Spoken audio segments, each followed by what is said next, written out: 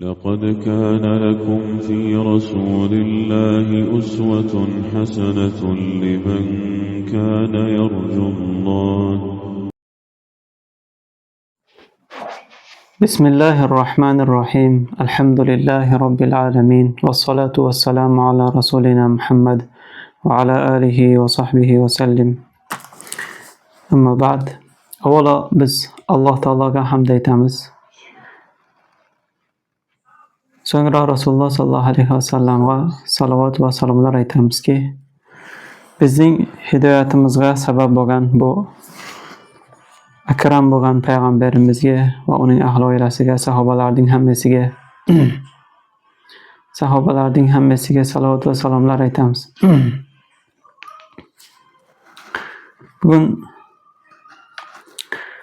biz sirat darsimizdan ikinci darsimiz.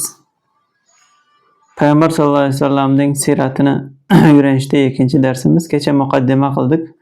Ahamiyati haqida gapirdik. Kechagi darsimizda ya'ni sirat o'qishlik chin muhim ekanligini aytdik.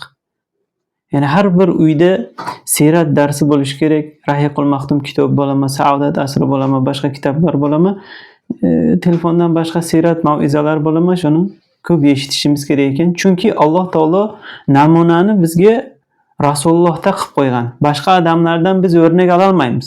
Faqat Rasulullohdan namuna ola olamiz.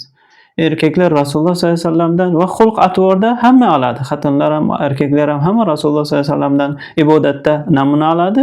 Faqat ba'zi bir ayollarga tegishli satr boshqa masalalar bo'lsa, ummahatul mu'minlardan olinadi. Shuning uchun biz Rasululloh sollallohu alayhi vasallamning hayotini chin ya'ni qattiq o'rganishligimiz kerak. Ahli oilamizga, o'zimizga, boshqalarga o'rgatishligimiz kerak, chin muhtojmiz.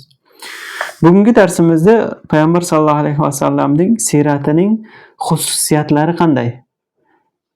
Farqlari nima? Birinchi bo'lib, bu Payg'ambar sallallohu alayhi vasallamning sirati payg'ambarlarning ichida eng sahih sirat yetib kelgan bizga. Rasululloh sallallohu alayhi vasallam sirati. Bunda Imom Zahabiy aytadiki, Umar roziyallohu anhuning davrida bu shunchalik adolat davrida ham bo'lsa, ya'ni ko'p hadis aytishlikdan qaytarilgan. Ya'ni Qur'onga aralashib ketmasin deb sabablari bor edi, lekin qaytarilgan. Endi shu davrda shunchalik qaytarilgan bo'lsa rivoyatlardan, ya'ni munkar rivoyatlarda rivoyat qilmasin deb, Hazır endi nima deysiz? Hazır 1400 yil, 1500 yil o'tib ketyapti. Ya'ni bu o'rtada necha odamlar chiqib, bir odamning o'zi 4000 ta hadis Qur'onga to'g'gan. O'tirik hadislarda. Ya'ni yaxshi niyatda to'g'gan. Lekin o'sha yaxshi niyatda hadis to'qish Rasululloh sollallohu alayhi vasallamning nomidan hadis to'qish mumkin emas. Shuning uchun kim deydi Rasululloh sollallohu alayhi vasallamning haqqiga bir rivoyat aytadigan bo'lsak, buni biz tekshirishib ko'rishimiz kerak. Birinchi qana shul haqiqatan bormi, yo'qmi, sahihmi, zaifmi? Misol muhaddis olimlar shuni sahih va zaifga ayiradi. Sahih degani shu qissa to'g'ri degani. Zaif degani bu qissa noto'g'ri degani. Buni biz bilib olishligimiz kerak. Kitoblarning pastida sahih yoki zaif deb yozadi. Imom Zahabiy aytadiki, kimki bilib turib sahihda yolg'on rivoyatlarda Rasululloh sollallohu alayhi vasallam haqida to'qisa deydi, bu o'zining nafsiga zulm qilganlardan bo'ladi deydi. Balki bundan da biz ochiq hadis bor. Rasululloh sollallohu alayhi vasallam aytadiki, kimki men aytmagan narsani aytsa, mening nomimdan Rasululloh aytdi deb aytsa, falyatabawwa maqadahu minan nar deydi. Bu joyini jahannamdan to'g'rilab aslında keyin aytsin deydi. Ya'ni u do'zaxga boradi degani bu odam. Shuning uchun biz chin ehtiyot bo'lishligimiz kerak. Rasululloh sollallohu alayhi vasallamga nomidan gapirishlik, o'ng haqida bir rivoyatni aytishlik boshqa odamlarda emas. Boshqa odamlar haqida rivoyat bir eshitilgan boshqa bir narsa bo'lsa aytilaveradi. Lekin Rasululloh sollallohu alayhi vasallamga kelganda, yo'q, to'xtash kerakki, haqiqatan bu to'g'rimi, to'g'ri emasmi? Chunki bu yerda odamlar ta'lim oladi undan. Bitta sizning gapingiz bilan, bitta xato rivoyatingiz bilan, tekshirmasligingiz bilan qancha odamlar shunga ishonib amal qilib ketadi. Agar bu o'tirik rivoyat, yolg'on rivoyat bo'lsa, nima bo'ladi endi? Bu birinchisi edi. Demak, Rasululloh sollallohu alayhi vasallamning bizga kelgan rivoyatlari, tarixi, hayotlari, hamma narsasi eng sahih rivoyatman kelib ekan. Eng to'g'ri rivoyatman. Ikkinchi tarafi Payg'ambar sollallohu alayhi vasallamning bu hayotlari davrida hamma narsa ochiqchasiga kelgan. Yeyishlari, ichishlari, kiyinishlari, ayollari bilan muomala qilganlari, odamlar bilan muomalalar hammasi ochiqchasiga sahobalar ko'rib rivoyat qilib aytgan. Hatto soqollarida, chashlarida nechta aqliq bor edi aytgan. Tayretlari kelgan. Hamma sifatlari. Bu Alloh taoloning rahmati, ya'ni ummati uchun nima namuna bo'ladigan odamni shunday mashhur qildiki, ya'ni odamlar undan namuna olsin deb. Rasululloh sollallohu alayhi vasallamni biz shu atasi Abdulloh, ya'ni esa Ominani ag'andan boshlab nima siratshunoslar yozib boshlaydi. Hatto Abdul Muttolibning davridan ham boshlanadi. Siratshunoslar keyin to vafot etgangacha har bir nuqtasini zikr qilingan. Va yana bitta foyda Rasululloh sollallohu alayhi vasallamning 11 ta xatini bor edi. Hayotlik davrida ikkitasi vafot etgan edi, 9 ta. Shuning bitta hikmati deydi, shu oilaviy sunnatlarda, masalan, ko'p sahobalar eshikda bo'ladi-ku. Uyiga kiramaydi-ku, mumkin emas. Ana shu oilada bo'lgan, masalan, g'usl qilishliklari, boshqa bir haligi sunnatlarni shu ko'proq rivoyat qilsin deb, odamlarga yaxshi yetsin deb mana shu nima qilgan deydi. Bitta hikmatlari shu. Ya'ni dinni yetkazish maqsadida bo'ladi bular. Hatto nima qiladi? Qanaqa yetkazadi? Ichiga kiradimi yo kirib olama ilmda yo bo'lmasa? Yo'q, masalan, Maymuna onamizni nima qilganda Zaynab onamizlarga qarasangiz, Oysha onamiz aytadiki, men payg'ambar sollallohu alayhi vasallam bilan birga bitta tag'araga suv olib turib, birga cho'mildik deydi. Qarang, payg'ambar sollallohu alayhi vasallam bilan birga bir tag'araga suv olib turib, birga cho'mildik. Men alardim, menga qo'y deyardik, bir-birimiz bilan shashilib turib, haligi bir nima qilib, hazil qilib cho'mildik deydi. Ya'ni bu bilan bir sunnat bo'lyapti. Ya'ni ba'zi odamlar masalan nima qilib johillik qilib inkor qilishligi mumkin. Lekin shuni Oysha onalarimizdan kelmasa, bizga shu rivoyat qayerdan yetib kelgan? Qarang, ya'ni bundan boshqa juda nimalari ko'p. Bitta payg'ambarimizga dushmanchilik qilgan g'arbning odamlari ham aytganki, Muhammad degan bu yagona o'zi taqa bir shaxsiki, yo'q quyoshda tavallud bo'lganday odamday degan. Ya'ni quyoshda tavallud bo'lganday hamma narsasi zikr qilingani to'g'ri deganda, hamma narsasi zikr qilingan shu vaqtda hamma rivoyatlar kelgan. Bundan boshqa odam yo'q. Tarixda millionlagan odamlar o'tgan. Lekin uning nimalari asarlari bizga yetib kelmagan va yetib kelsa ham bizga namuna emas, Rasulullohdan mashhur emas bu. Eng to'g'risi bizga nima? Alloh taolo bizga, ya'ni namunani faqat kimda o'rnakni Rasulullohga qildi. Shuning uchun biz payg'ambar sollallohu alayhi vasallamning siratini o'rganishligimiz kerak. Masalan, Musa alayhisalom qarang. Musa alayhisalomdan biz kam narsa bilamiz. Masalan, ayollari qancha edi, u sunnatlari qanday edi Musa alayhisalomning haqida uncha rivoyatlar kelmagan. Iso alayhisalomning ham sunnatlari haqida bizga kelganmi? Yo'q, chin az. Faqat payg'ambar sollallohu alayhi vasallam aytganlar ba'zi kamroq juda. Lekin Rasululloh sollallohu alayhi vasallam haqida desa mujallad kitoblar yozilgan. Ya'ni kitoblar yozilgan. Masalan, payg'ambar sollallohu alayhi vasallamning jumladan hayoti, masalan, shaxsiy hayotlari haqida tafsirlardan yeyishlari, ovqat yeyishlari, taom yeyishlarida Imom Buxoriy rivoyat qiladi. Imom Muslim rivoyat qiladi. Imom Muslim rivoyat qiladiki, Ka'b ibn Malik aytadiki, men payg'ambar sollallohu alayhi vasallamni ko'rdim. 3 ta barmoqlarman ovqat yeb, shu barmoqlarni jalayotganlarini ko'rdim deydi. Payg'ambar sollallohu alayhi vasallam, ya'ni taomni qarang, qanday 3 ta barmoqlarman yeb va shu barmoqlarni nima jalab, 2 ta sunnat chiqadi. Demak, taomni yeyishda nima? 3 ta barmoqman yeyish, hamma qo'lda ovqatga tig'ish, demak, Rasulullohning sunnatiga to'g'ri kelmaydi ekan. Va yana taomni yeb bo'lgandan keyin nima? Taomni isrof qilib taylash emas, hatto barmoqdagi bo'lgan narsalarni ham nima? Isrof bo'lib ketmasin. Chunki boshqa hadislarda sizlar bilmaysizlar, barakat taomning qayerida bo'ladi deganda. ustidan abjemanglar degan. Ovqat kelsa birinchi ustidan abjemanglar. Sizlar bilmaysizlar barakat qayerda bo'ladi degan. Qarang. Bu Imom Buxoriy rivoyat qilgan hadisda bu Abu Juhayfa aytadiki, Rasululloh sollallohu alayhi vasallam aytdiki, "Inni la akulu muttaki'an" dedi. Men takiya qilib, jambashlab ovqat yemayman dedi. Endi bular bir sunnat bo'ladiki, nima? Jambashlab ovqat yeyish yaxshi emas ekan. Payg'ambar sollallohu alayhi vasallam o'tirib, nima? Ovqat yeganlar ekan o'tirib yeyish kerak. Ba'zi odamlar jambashlab yeb, to'g'ri bir uzr bo'lsa, kasal bo'lsa bu boshqa masala. Lekin normal holatda nima? Payg'ambar sollallohu alayhi vasallam qanday qilib ovqat yegan bo'lsa, shunday yeyishligimiz kerak. Bu yeyishlari edi. Masalan, o'tirib turishlari haqida kelgan hadisda Imom Buxoriy rivoyat qiladiki, bir kuni Payg'ambar sollallohu alayhi vasallamning masjidda oyoqlarini uzatib, bir oyog'ini boshqa oyog'ining ustiga qo'yib, shu chalqaraman jatish deydi-ku bizda. Chalqaraman jatganini ko'rdim deydi. Payg'ambar sollallohu alayhi vasallam. Yana kiyinishda Payg'ambar sollallohu alayhi vasallamni bu hadisda Imom Ahmad rivoyat qiladi. Men Payg'ambar sollallohu alayhi vasallamni ko'rdim deydi. Abu Rumsa aytadiki, Abu Rumsa. Uning ustida ikkita jashil kiyimi bor edi deydi. Ya'ni Payg'ambar sollallohu alayhi vasallam nima jashil kiyim kiygan ekan deb chiqiladi. Faqat qizil kiyimdan qaytargan, qip-qizil kiyim kiyish makruh. Qip-qizil kiyim. Faqat o'zi bir kun qizil kiyim kiygan, lekin u qizil kiyimning xat-xatlari bo'lgan.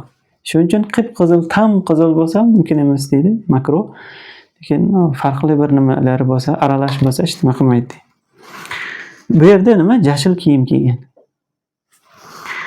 Xo'p, lekin yana boshqa hadisda Payg'ambar sollallohu alayhi vasallam kiyimlarni yaxshi ko'radi deb kelgan. Yana shakllari Payg'ambar sollallohu alayhi vasallam shakllari Imom Buxoriy Muslim rivoyat qilgan hadisda Anas ibn Malik aytadiki, Payg'ambar sollallohu alayhi vasallam ko'p uzun nima demas edi va juda kalta ham emas edi. Appoq ham emas edi va juda qop-qora ham emas edi. Chachlari jingallagan emas edi va juda supta bada ham emas edi. O'rtacha bo'lgan hamma narsa. Bo'yda, chachda, qomatda, har bir narsada Rasulullohda eng komil narsasi bor edi deydi. Yani masalan Rasululloh sollallohu alayhi vasallam kiyinishida, yeyish, hayoti tarzida eng komil odamning nima ishini qilgan Rasululloh sollallohu alayhi vasallam. Chunki o'zi komil edi. Alloh baraka bergan bir zot bo'lgan. Payg'ambar sollallohu alayhi vasallamning masalan hay'at va gapirishliklari da aytadiki, Imom Buxoriy rivoyat qiladiki, Oysha onamiz aytadiki, "Inna Rasululloh sollallohu alayhi vasallam lam yakun yasrudul hadisa kasardikum" deydi. Payg'ambarimiz sollallohu alayhi vasallam, yana Rasululloh sollallohu alayhi vasallam, bu Oysha onamiz nima? Payg'ambar sollallohu alayhi vasallam nima? O'sha yenimiz Payg'ambar sollallohu alayhi vasallamning ayollari bo'ladi. Ana shu endi bizga hadisni yetkazibdiki, Rasululloh sollallohu alayhi vasallam bu sizlarga o'xshab gapni tez sharillatib bir gap tushunarsiz qilib gapirmagicha edi, balki dona-dona qilib gapirgicha edi deydi. Payg'ambar sollallohu alayhi vasallamning oilasidagi bo'lgan muomalalari qarasak, Imom Ahmad rivoyat qiladi Oysha onamizdan. Oysha onamiz aytadiki, biz bir safarga chiqdik deydi. Payg'ambar sollallohu alayhi vasallam bilan safarga chiqqanimizda lashkar menedik. Keyin Payg'ambar sollallohu alayhi vasallam aytdiki, lashkarga seni ketaveringlar dedi. Lashkar ketdi deydi, biz qoldik. Keyin Oysha onamiz aytadi, meni chaqirdi. Kegining musobaqa o'ynaymiz dedi, yugurishdan. Keyin men yosh edim, buncha go'sham ag'an yo'q edi. Keyin yugurdik deydi. Yugurdik, Oysha onamiz o'tib ketdi. Men o'tib ketdim deydi. Keyin Payg'ambar sollallohu alayhi vasallam indamadi deydi. Sukut qildi, hech nima demadi deydi. Keyin men qancha yillardan keyin qancha go'sh oldim, protsent berdim. O nimamizni, musobaqamizni yodimdan chiqarib jo'ytib ekan deydi. Yana birta lashkardan qaytatib berdik deydi. Keyin Payg'ambar sollallohu alayhi vasallam lashkarga aytdiki, seni ketaveringlar, biz keyin boramiz dedi. Lashkar ketdi.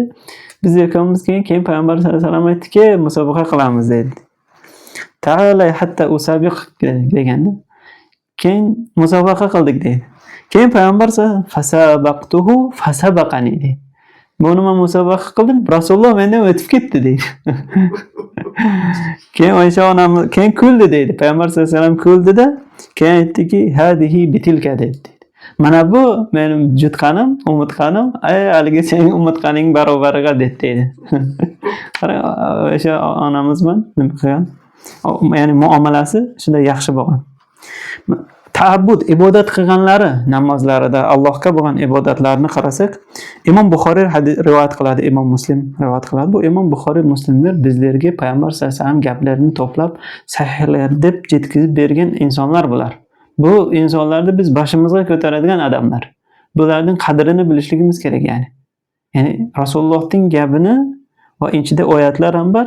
Shunday bizga shunday kitob yozib yetkazib bergan odamlar. Imom Buxoriy, Imom Muslim, Ahmad, Abu Dovud, boshqa masalan 4 ta mazhab boshliqlarimiz, Abu Hanifalar, Imom Shofiy, Imom Malik modda kitoblari bor. Ular sunnatni yetkazgan odamlar bular. Alloh taolo rahmat qilsin hammasini. Ibodatlari qanday bo'lgan? Rasululloh sollallohu alayhi vasallamning ibodatlari bu aytadiki, hop, Mughira ibn Shu'ba aytadiki, payg'ambar sollallohu alayhi vasallam namoz o'qidi deydi. Payg'ambar sollallohu alayhi vasallam bir kun namoz o'qidi. Hatto qadamlari shishib ketdi, oyoqlari turgandan, namozda tikka turgandan oyoqlari shishib ketdi. Keyin payg'ambarimiz sollallohu alayhi vasallamga aytildiki, siz o'zingizga shuncha mashaqqat olasizmi? Vaholanki sizning oldingi va keyingi gunohlaringiz ham kechirilgan-ku dedi. Alloh taolo Qur'onda Fath surasini nozil qilgan. Fath surasida shu boshida nima? Alloh sening keyingi kelajakda gunohingni ham, oldingi gunohlaringni ham kechirgan dedi. Alloh Rasululloh sollallohu alayhi vasallamning gunohlarini Alloh kechirgan dedi. Keyin Rasululloh sollallohu alayhi vasallam aytdi: "Afala akunu abdan shakura?" Men bir shukr qiluvchi banda bo'lmayinmi dedi. Ya'ni Alloh taolo shuncha hidoyat ne'matini, boshqa ne'matlarni beribdi. Men Alloh taologa to'raga tikka turib, shukr qiluvchi, bir ibodat qiluvchi banda bo'lmayinmi deyapti. Shuning uchun banda nima qilishlik kerak? Alloh taolo ne'matni berib bizga hidoyatni, tavfiqni bizni bir boshqa bir hayvonga almashtirib yaratsa ham bo'g'ichadi-ku. Qilalg'icha. Lekin Alloh taolo bizni odam qilib yaratdi. Valaqad karramna bani Adam deydi Alloh taolo. Biz odam farzandini juda hurmat qilib bir maqomga qo'ydik deydi. O'zi katta nima? Ne'mat. Boshqa bir hayvonlarga qarasak nima? Odamlar uni shuning uchun Alloh taologa ko'p shukr aytib, ya'ni bergan ne'matlarining qarshisiga biz ibodatni ko'p qilishligimiz kerak. Allohga qaytishligimiz kerak, tavba qilishimiz kerak, gunohlardan tiyilishimiz kerak bo'ldi. Chunki ertaga biz Allohning oldiga qaytib boramiz. Alloh taolo har bir narsamizdan so'raydi.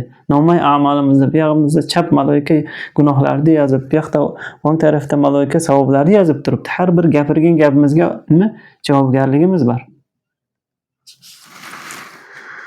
Rasululloh sollallohu alayhi vasallam sahobalari bilan va boshqa odamlar bilan qanday muomala qilganda, buni Imom Buxoriy rivoyat qilgan, Imom Muslim. Anas ibn Malik aytadiki, payg'ambar sollallohu alayhi vasallam bizlar bilan aralashib jirgichetdi.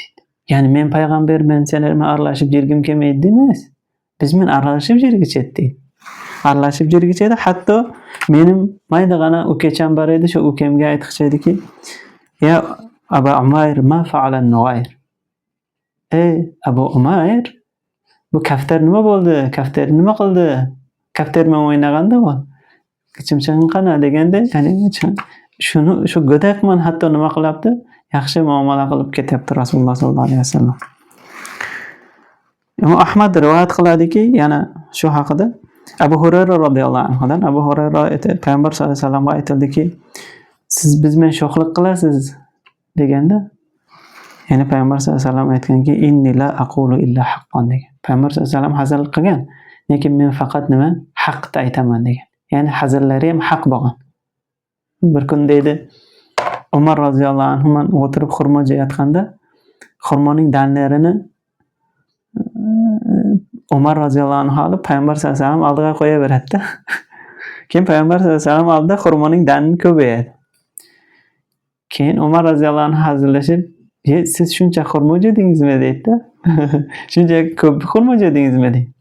Keyin payg'ambar sollallohu alayhi vasallam aytadiki, Umar, sen xurmoni shu danimen jeb qo'yapsanmi deydi. Chunki o'ng oldida dani yo'q edi. Sen xurmolarni danimen jeb qo'yapsanmi deb hazillashib. Ya'ni payg'ambar sollallohu alayhi vasallam hazillashgan, lekin hazillari hammasi haq bo'lgan. Botil hazil bo'lmagan. Ya'ni payg'ambar sollallohu alayhi vasallamning masalan ko'rinishlarigacha bizga rivoyat kelgan. Chachlari qanday bo'lgan, soqollari qanday bo'lgan deb Imom Ahmad rivoyat qiladiki, hadisda Anas ibn Malik aytadiki, payg'ambar sollallohu alayhi vasallamning o'sha soqollariga kimki qarab sanayman desa, chach soqollarida 14 ta faqat aq narsani ko'rgan. Bu yerda deydi, bir ikkita, bu yerda bir ikkita, bu yerda. Hammasini to'plasa 14 ta bo'lardi. Ba'zi hadislarda 18 tadan ziyod bo'lmagan deydi. Ya'ni aq tushgan joylar. Juda ya'ni nima bo'lgan? Chunki Endi shu düşüşüm Allah'ın bilmesi kında, iroda qo'yishi kında. aynan aq tushishni biz jaman deb qabul qilmayishligimiz kerak. Ya'ni chachim ag'aribdi, soqolim ag'aribdi endi. Yo'q, balki u ogohlantirish, viqor bu. Rasulullohga chachig'a, soqoliga aq tushgan. Uning joyiga biz nima? Alloh taologa qaradik, Alloh taologa qarab barabbiz bir tayyorgarlik ko'raylik, Allohga ibodat qilaylik. Biz oxiratga tayyorgarlik ko'rishligimiz kerak. Bu shuncha qissadan nima foyda olamiz? Darslarimizning oxirida inshaalloh foydalarni yozamiz. Bugungi foydamizda 11 ta foyda yozdik. Nima foyda olamiz shuncha darsdan desa? Birinchi, biz Rasululloh sollallohu alayhi vasallamning siratidan ruhiy oziqa olamiz. Inson jasadimiz bor, jasadimiz bor. Ikki narsadan iborat. Jasad bor va ruhi bor. Ruhimiz bor. Alloh taolo bizga ruh bergan. Jasadimizda ovqat yeymiz, kuch olamiz, shuni manjiramiz. Lekin ruh ham nima talab qiladi bizga? Oziqa talab qiladi, ovqat talab qiladi. Bu ruhning oziqasini Qur'on o'qish bilan, mau'iza aytish bilan va sirat nimasini o'qishlik bilan biz ruh oziqa olamiz biz. Iymoniy oziqa deydi buni. Bu birinchi foydamiz shu. Ikkinchi foydamiz Rasululloh sollallohu alayhi vasallamning siratlari eng to'g'ri nima ekan? Eng to'g'ri sirat ekan. Eng to'g'ri sirat ekan. Uchinchi foydamiz o'ttirikni Rasululloh sollallohu alayhi vasallamga aytishimiz kerak emas ekan. Chunki o'ttirikni Rasulullohga aytganman boshqa odamlarga aytishlik nima?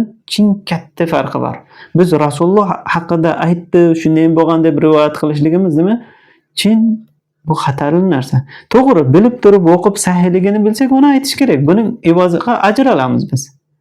Lekin o'ttirikligini bilib turib aytsak, u chin yomon narsa ekan. Alloh taolo saqlasin.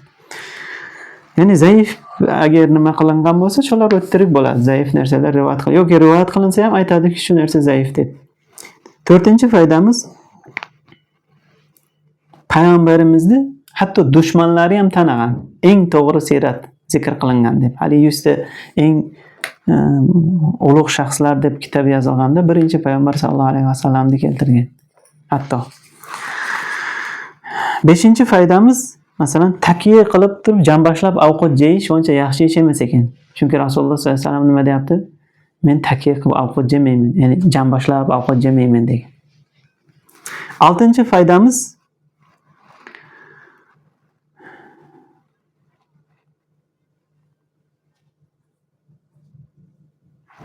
shu gapni tushunarli qilib gapirish kerak.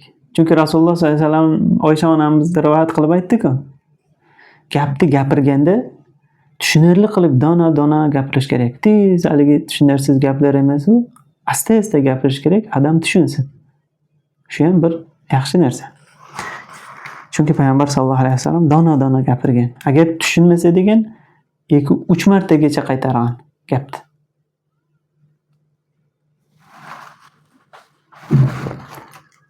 Yettinchi foydamiz oilalarga yaxshi muomala qilgan. Masalan, Oysha onamiz men nima qarib turib, lashkarni jo'natib turib, nima musobaqa qilib yaxshi muomala qilibdi Oysha onamizga. Bu faqat Oysha onamizga emas, boshqa hamma ayollarga nima yaxshi muomala qilgan. Ya'ni inson nima er ham, xotin ham bir-biriga nima doimo yaxshi muomalada bo'lish kerak. Bir o'sha muomalani biz Rasulullohning hayotidan o'rganamiz. Rasululloh sollallohu alayhi vasallamning hayotidan. Oysha yenamiz aytadiki, payg'ambar sollallohu alayhi vasallam birin marta ayol hech kimni urmagan deydi. Faqat Alloh taoloning yo'lida agar bo'lsa uni urgan deydi. Alloh taoloning yo'lida bir urush bo'lganlarda nima bo'lsa, Allohning hurmatlari poymol bo'lganda bo'lsa to'g'ri. Lekin Oysha onamiz payg'ambar sollallohu alayhi vasallam hayotlarida birin qulni ham, xotinlarni ham nima urmagan deydi. 8-chi foydamiz ibodat. Biz Alloh taologa ibodat qilishlikda mashaqqat bo'ladi ekan. Rasululloh sollallohu alayhi vasallam nima turib namoz o'qiyapti, oyoqlari nima shishib ketyapti. Demak, masalan, tayrat qilishlikda, namoz o'qishlik, roza tutishliklarda mashaqqat bo'ladi ekan. Endi bemashaqqat narsa bo'lmaydi. Chunki jannat avur haligi mashaqqat narsalar bilan berkitib qo'yilgan. Jannatga borish uchun nima? Adam qiynaladi. Kim boradi? Lekin do'zax shahvatlar bilan berkitilgan deydi. Shuning uchun inson masalan kamgina sovuq bo'lsa, bir ko'p odamlar bahana qilib turib, kiyimim toza emas edi deb tayrat qilgisi kelmaydi. Namoz o'qigisi kelmaydi. Yo'q, bu mashaqqatlarni biz sabr qilib ibodatni qilishligimiz kerak. Rasululloh sollallohu alayhi vasallamning oyoqlari shishib ketabdi. Gunohlari kechirilgan zot edi u. Biz bo'lsa to'la gunohlarimiz bilan bemalol jiribmiz. Alloh isloh qilsin. 9-foydamiz biz ashnalar va mayda boshqa odamlarga, aka-ukalarga yaxshi muomala qilishligimiz kerak. Anas aytayapti-ku, men bizga aralashib Rasululloh jirgicha edi, biz bilan hazillashgicha edi, deyapti boshqa nimada. Faqat hazillari ham haq hazil bo'lishlik kerak. Haligi botil hazil qilishligi kerak emas. Payg'ambar sollallohu alayhi vasallam men haq narsani aytaman deyapti. Ya'ni bunda ham bizda namuna bor, haq hazillashish kerak.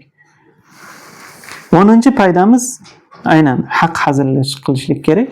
11-foydamiz masalan chachqa yoki saqalga bir aqliq tushsa, bu jaman narsa emas ekan. Nima? Bu Alloh taoloning bir kavniy bir xohishi. Alloh taoloda ikkita xohish bor. Kavniy xohishi bor, shar'iy xohishi bor. Kavniy xohishi degani biz xalamasak bo'ladi. Masalan qanday uxlaymiz? Majbur biz uxlaymiz. Ovqat yegimiz keladi. Hojat qilib keladi. Shunday bizda Alloh jaratibdi. Bu kavniy xohishlar deydi. Shar'iy xohishlar bir Alloh taolo bizga namozni buyurgan. Namoz o'qishligimiz kerak, roza tutishligimiz kerak, ibodat qilishligimiz kerak, boshqa odamlar bilan yaxshi muomala qilishligimiz kerak. Musulmonni ko'rganda salom berishlik kerak. 6 ta haqqi bor. Bu shar'iy talablar bular. Shar'iy talablarda bizda ixtiyor bo'ladi, ixtiyorimiz bo'ladi. Shuning uchun ba'zida ko'p odamlar qilmaydi shu narsani. Lekin Allohning kavniy irodasida, xohishligida bizning ixtiyorimiz bo'lmaydi. Masalan, bir odam uxlamayman, ovqat yemayman deb necha kunlab ham turalaymi? Yo'q, majbur uxlaydi u. Majbur. Bu nima kavniy? Alloh taologa duo qilamizki, bizga Rasululloh sollallohu alayhi vasallamda shunday go'zal namuna qilib ko'rsatdi, yaxshi ergashadigan odamlardan qilsin bizga. Bu dunyoda bizni to'g'ri yo'lga boshqarsin, haqni haqdek ko'rsatsin, botilni botildek ko'rsatsin, haqqa ergashtirishni nasib etsin, botildan uzoqlashtirishni bizga nasib etsin. Zurriyotlarimizga ham qabr azoblaridan bizni saqlasin, qiyomat dahshatlaridan bizni saqlasin. O'zining fazl va rahmati bilan bizni va zurriyotlarimizni iymon keltirgan holimizda, Rasulullohga ergashgan holimizda Firdavs jannatiga o'zi kirgizsin.